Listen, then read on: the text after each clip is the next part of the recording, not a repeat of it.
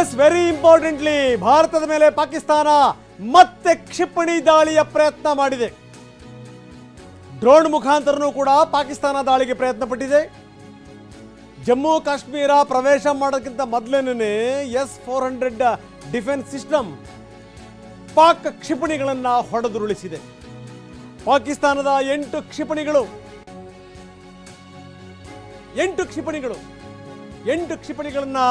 S-400 ಹೊಡೆದು ಉರುಳಿಸಿದೆ.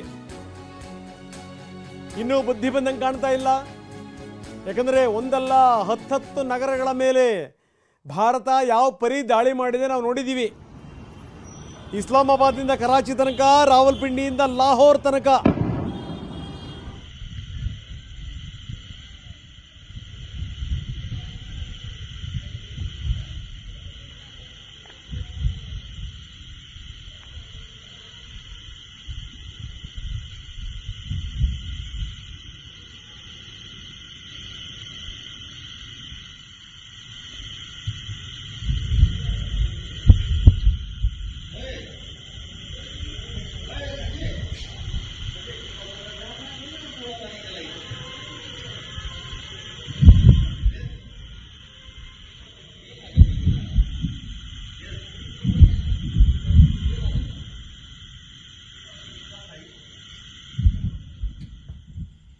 ನೋಡಿ, alarm ಹೊಡಿತಾ ಇದೆ. ಒಂದು ಕಡೆಗೆ ಕ್ಷಿಪಣಿ ಬರ್ತಾ ಇದೆ. ಕ್ಷಿಪಣಿ ಬರ್ತಿದ್ದಂಗೆನೇ S-400 ಹೊಡೆದು ಉರುಳಿಸಿದೆ.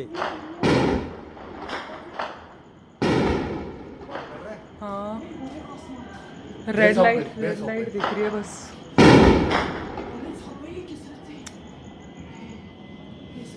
भाई यार यहाँ से फेंक रही है एयरपोर्ट से.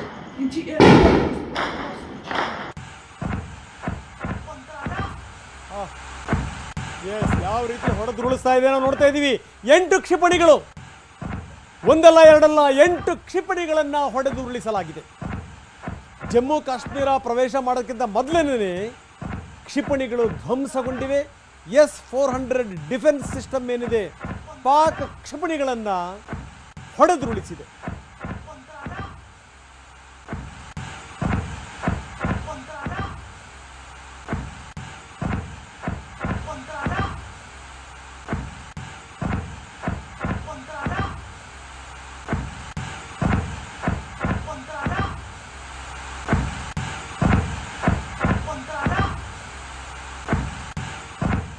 ಇನ್ನೂ ಬುದ್ಧಿ ಬಂದಿರಂಗೆ ಕಾಣ್ತಿಲ್ಲ. ಬಹುಶಃ ಏನೊಂದರ ದೊಡ್ಡ ಪಾಠ ಕಲಿಯುವಂಥ ಪರಿಸ್ಥಿತಿ ಪಾಕಿಸ್ತಾನದ್ದು.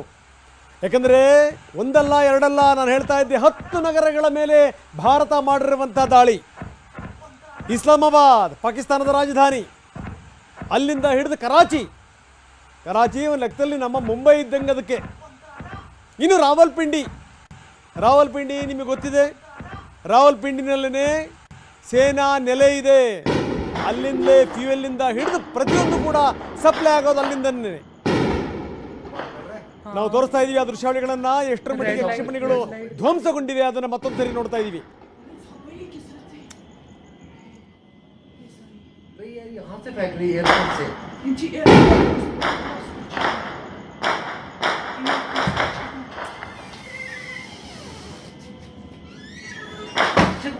ज्यादा मात्रा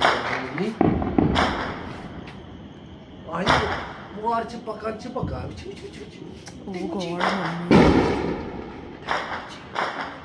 चुप करो मम्मी.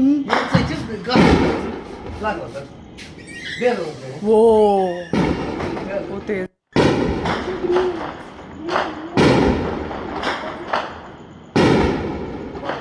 हाँ, रेड लाइट दिख रही है बस.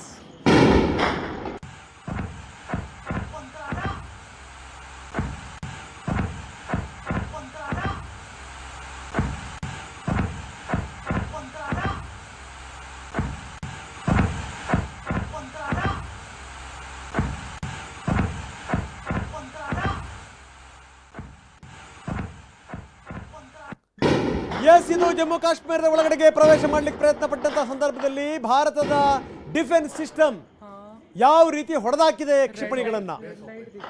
ಪಾಕಿಸ್ತಾನದ 8 ಕ್ಷಿಪಣಿಗಳು ನೆಲಕ್ಕೆ ಬಿದ್ದಿವೆ. 8 ಕ್ಷಿಪಣಿಗಳು. ಜಮ್ಮು ಕಾಶ್ಮೀರ ಇನ್ನೂ ಪ್ರವೇಶ ಮಾಡಿರಲಿಲ್ಲ. ಅಷ್ಟರ ಒಳಗಡೆನೇ S-400 ಇವೆಲ್ಲವನ್ನೂ ಕೂಡ ಹೊಡೆದು ಉರುಳಿಸಿದೆ. ಇನ್ನು ಡ್ರೋನ್ ಮುಖಾಂತರ ಕೂಡ ಪಾಕಿಸ್ತಾನ ದಾಳಿಗೆ ವಿಫಲ ಪ್ರಯತ್ನವನ್ನ ಮಾಡ್ತಾ ಇದೆ. ಎಸ್, ನಮ್ಮ ಪ್ರತಿನಿಧಿ ಹರೀಶ್ ದೆಹಲಿಯಿಂದ ನಮ್ಮೊಂದಿಗೆ ನೇರ ಸಂಪರ್ಕದಲ್ಲಿದ್ದಾರೆ.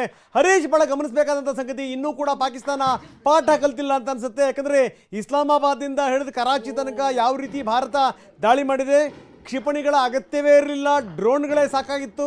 ಎಷ್ಟರ ಮಟ್ಟಿಗೆ ಅಲ್ಲಿನ ಬಿಲ್ಡಿಂಗ್ಗಳು ಸಿಡಿದ್ವು ಅನ್ನೋದನ್ನು ನಾವು ನೋಡಿದ್ದೀವಿ. ಈಗ ಪಾಕಿಸ್ತಾನ ಮತ್ತೆ ಬಾಲ ಬಿಚ್ಚಿದೆ, ಮತ್ತೆ ಖ್ಯಾತಿ ತೆಗಿತಾ ಇದೆ. ಜಮ್ಮು ಕಾಶ್ಮೀರದ ಕಡೆಗೆ ಹಾರಿಸಿದಂಥ ಕ್ಷಿಪಣಿಗಳನ್ನು S-400 ಸಿಸ್ಟಮ್ ಹೊಡೆದು ಉರುಳಿಸಿದೆ. ಹೆಚ್ಚಿನ ಮಾಹಿತಿ ಏನಿದೆ ಇದರ ಬಗ್ಗೆ? ಹೌದು ರಂಗನಾಥ್, ನಿನ್ನೆ ರಾತ್ರಿ ಕೂಡ ಇದೇ ರೀತಿಯಾದಂತಹ ವಿಫಲ ಪ್ರಯತ್ನವನ್ನ ಪಾಕಿಸ್ತಾನ ಮಾಡಿತ್ತು. ಇವತ್ತು ರಾತ್ರಿ ಕೂಡ ಇದೇ ರೀತಿಯಾದಂತಹ ಪ್ರಯತ್ನವನ್ನ ಮಾಡ್ತಾ ಇದೆ. ಜಮ್ಮುವಿನ ಪ್ರಮುಖ ಏರ್ಪೋರ್ಟ್ಗೆ ಒಂದು ಮಿಸೈಲ್ ಹಾಗೂ ಶೆಲ್ ದಾಳಿಯನ್ನ ಮಾಡ್ತಿರುವಂತದ್ದು, ಡ್ರೋನ್ಗಳನ್ನು ಕೂಡ ಹಾರಿಸ್ತಾ ಇರುವಂತದ್ದು. ಆದ್ರೆ ಭಾರತೀಯ ಏನು ಏರ್ ಡಿಫೆನ್ಸ್ ಒನ್ ಮಿನಿಟ್ ಹಾಗೆ ಇರಿ. ಪಠಾಣ್ಕೋಟ್ ವಾಯುನೆಲೆ ಮೇಲೂ ಕೂಡ ವಾಯು ದಾಳಿ. ಭಾರತದ ಹಲವು ನಗರಗಳ ಮೇಲೆ ಪಾಕಿಸ್ತಾನ ಅಟ್ಯಾಕ್ ಮಾಡಿದೆ. ಪಠಾಣ್ಕೋಟ್ನಲ್ಲಿ ಡ್ರೋನ್ ದಾಳಿ ನಡೆಸಿದೆ ಪಾಕಿಸ್ತಾನ. ಅಮೃತಸರದ ಮೇಲೂ ಕೂಡ ವಾಯು ದಾಳಿ ನಡೆಸಿದೆ. ಏರ್ ಡಿಫೆನ್ಸ್ ವ್ಯವಸ್ಥೆಯಿಂದ ಭಾರತ ಇದನ್ನು ತಡೆಗಟ್ತಾ ಇದೆ. ಎಸ್, ಮಗ್ಲು ಮುರಿಯುವಂತ ಸಮಯ ಬಂದಾಗಿದೆ, ಹೆಣ ಎತ್ತುವಂತ ಸಮಯ ಬಂದಾಗಿದೆ. ಪಾಕಿಸ್ತಾನಕ್ಕೆ ಭಾರತ ತಕ್ಕ ಪಾಠ ಕಲಿಸಬೇಕು ಅನ್ನುವಂಥ ನಿರ್ಧಾರಕ್ಕೆ ಬಂದಾಗಿದೆ. ಯಾಕಂದರೆ ಇದು ಆರಂಭ ಮಾತ್ರ, ಇದರ ಮುಂದುವರೆದ ಭಾಗ ಇದ್ದೇ ಇದೆ ಅನ್ನುವಂಥದ್ದು ತುಂಬ ಸ್ಪಷ್ಟವಾಗಿ ಗೋಚರ ಆಗ್ತಾ ಇದೆ. ಹರೀಶ್, ನಾವು ಮಾತಾಡ್ತಿರುವಂಥ ಸಂದರ್ಭದಲ್ಲಿ ಅಮೃತಸರದ ಮೇಲೆ ಆಗಿರುವಂಥ ದಾಳಿ, ಪಠಾಣ್ಕೋಟ್ ಮೇಲೂ ಕೂಡ ಪ್ರಯತ್ನವನ್ನು ಪಾಕಿಸ್ತಾನ ಮಾಡಿರುವಂಥದ್ದು, ಏನಂತೀರಿ? ಹೌದು ರಂಗನಾಥ್, ಪಠಾಣ್ಕೋಟ್ ಮತ್ತೆ ಅಮೃತಸರದ ಮೇಲೂ ಕೂಡ ದಾಳಿಯನ್ನ ಮಾಡ್ತಾ ಇರುವಂತಹದ್ದು. ನಿನ್ನೆ ಕೂಡ ಈ ಒಂದು 15 ನಗರಗಳನ್ನ ಗುರಿಯಾಗಿಸಿಕೊಂಡು ಪಾಕಿಸ್ತಾನ ದಾಳಿಯನ್ನ ಮಾಡಿತ್ತು. ಗುಜರಾತ್ನಿಂದ ಹಿಡಿದು ಜಮ್ಮು ಕಾಶ್ಮೀರದವರೆಗೂ ಕೂಡ ಪಶ್ಚಿಮದ ಬಹುತೇಕ ನಗರಗಳನ್ನ ಟಾರ್ಗೆಟ್ ಮಾಡಿಕೊಂಡು ಪಾಕಿಸ್ತಾನ ದಾಳಿಯನ್ನ ಮಾಡಿತ್ತು, ಡ್ರೋನ್ ಅಟ್ಯಾಕ್ ಅನ್ನ ಮಾಡಿತ್ತು, ಮಿಸೈಲ್ ಅಟ್ಯಾಕ್ ಅನ್ನ ಮಾಡಿತ್ತು. ಆದ್ರೆ ಈಗ ಭಾರತ ಎಲ್ಲ ರೀತಿಯಾದಂತ ಏರ್ ಡಿಫೆನ್ಸ್ ಸಿಸ್ಟಮ್ ಏನಿದೆ ಇದು ನಿನ್ನೆ ಹೊಡೆದಾಕಿತ್ತು. ಇವತ್ತು ಕೂಡ ಅದೇ ರೀತಿಯಾದಂತ ವಿಫಲ ಪ್ರಯತ್ನವನ್ನ ಪಾಕಿಸ್ತಾನ ಮಾಡ್ತಿರುವಂತಹದ್ದು. ಪ್ರಮುಖವಾಗಿ ಜಮ್ಮು ಕಾಶ್ಮೀರದ ಜಮ್ಮುವಿನ ಏರ್ಪೋರ್ಟ್ ಅನ್ನು ಗುರಿಯಾಗಿಸಿಕೊಂಡು ಮಿಸೈಲ್ ದಾಳಿಯನ್ನ ಮಾಡ್ತಾ ಇದೆ.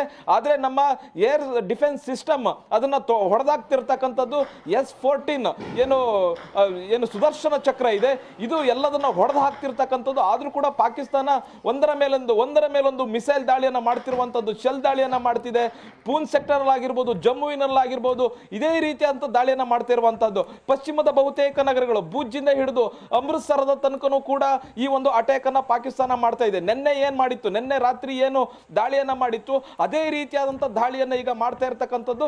ಭಾರತದ ಸಿಸ್ಟಮ್ ಕೂಡ ಅಂದ್ರೆ ರಕ್ಷಾ ಕವಚ ಏನಿದೆ, ಮಿಸೈಲ್ ರಕ್ಷಾ ಕವಚ, ಭಾರತದಲ್ಲಿ ಇರ್ತಕ್ಕಂಥ ಮಿಸೈಲ್ ರಕ್ಷಾ ಕವಚ ಏನಿದೆ ಅದು ಎಲ್ಲ ಮಿಸೈಲ್ಗಳನ್ನ ತಡೆದು ಹಾಕ್ತಿದೆ. ಆಕಾಶದಲ್ಲೇ ಅವನ್ನ ನಿಷ್ಕ್ರಿಯಗೊಳಿಸಿ ನೆಲಕ್ಕೆ ಬೀಳಿಸ್ತಾ ಇರತಕ್ಕಂಥದ್ದು. ಭಾರತದ ನೆಲದ ಮೇಲೆ ಈ ಮಿಸೈಲ್ಗಳು ದಾಳಿ ಮಾಡಬಾರದು ಅನ್ನುವಂಥ ನಿಟ್ಟಿನಲ್ಲಿ ಸಂಪೂರ್ಣವಾದಂಥ ಏರ್ ಡಿಫೆನ್ಸ್ ಸಿಸ್ಟಮ್ ಕೆಲಸ ಮಾಡ್ತಾ ಇರುವಂತಹದ್ದು. ಆದ್ರೆ ಪಾಕಿಸ್ತಾನದ ಮೇಲೆ ಕೂಡ ಅನೇಕ ದಾಳಿ ಆಗಿತ್ತು, ಡ್ರೋನ್ ದಾಳಿ ಆಗ್ತಾ ಇರುವಂತಹದ್ದು. ಪಾಕಿಸ್ತಾನ ರಾವಲ್ಪಿಂಡಿ, ಲಾಹೋರ್, ಸಿಯಾಲ್ಕೋಟ್ ಹೀಗೆ ಅನೇಕ ನಗರಗಳ ಮೇಲೆ, ಕರಾಚಿಯ ಮೇಲೂ ಕೂಡ ದಾಳಿ ಆಗಿರುವಂತಹದ್ದು. ಈಗ ಪಾಕಿಸ್ತಾನ ಸುಮ್ಮನಿಲ್ಲದ ಈಗ ಭಾರತದ ಮೇಲೆ ಪ್ರತೀಕಾರವನ್ನು ತೀರಿಸಿಕೊಳ್ತೀವಿ ಅನ್ನುವಂಥ ನಿಟ್ಟಿನಲ್ಲಿ ನಿರಂತರವಾಗಿ ಅಪ್ರಚೋದಿತ ದಾಳಿಯನ್ನ ಮಾಡ್ತಿದೆ. ನಾಗರಿಕರನ್ನ ಗುರಿಯಾಗಿರಿಸಿಕೊಂಡು, ಇಲ್ಲಿನ ಸೇನಾ ನೆಲೆಯನ್ನ ಗುರಿಯಾಗಿರಿಸಿಕೊಂಡು ದಾಳಿಯನ್ನ ಮಾಡ್ತಿರ್ತಕ್ಕಂಥದ್ದು. ಪಠಾಣ್ಕೋಟ್ ನಲ್ಲಿ ಇರ್ತಕ್ಕಂಥ ವಾಯು ನೆಲೆ ಮೇಲೂ ಕೂಡ ಈಗ ದಾಳಿಯನ್ನ ಮಾಡ್ತಿದೆ. ಅಮೃತಸರದ ಗೋಲ್ಡನ್ ಟೆಂಪಲ್ ಮೇಲೂ ಕೂಡ ಈಗ ದಾಳಿಯನ್ನ ಮಾಡಲಿಕ್ಕೆ ಪ್ರಯತ್ನ ಮಾಡ್ತಿದೆ. ಆದ್ರೆ ಭಾರತೀಯ ವ್ಯವಸ್ಥೆ ರಕ್ಷಾ ಕವಚ ಏನಿದೆ, S-400 ರಕ್ಷಾ ಕವಚ ಏನಿದೆ ಇದು ಸಂಪೂರ್ಣವಾಗಿ ಎಲ್ಲ ಮಿಸೈಲ್ಗಳನ್ನ ತಡೆದು ಅಲ್ಲೇ ಹೊಡೆದು ಉರುಳಿಸ್ತಾ ಇದೆ ರಂಗನಾಥ್. ಎಸ್, ಧನ್ಯವಾದ ತಮ್ಮೆಲ್ಲ ಮಾಹಿತಿಗೆ.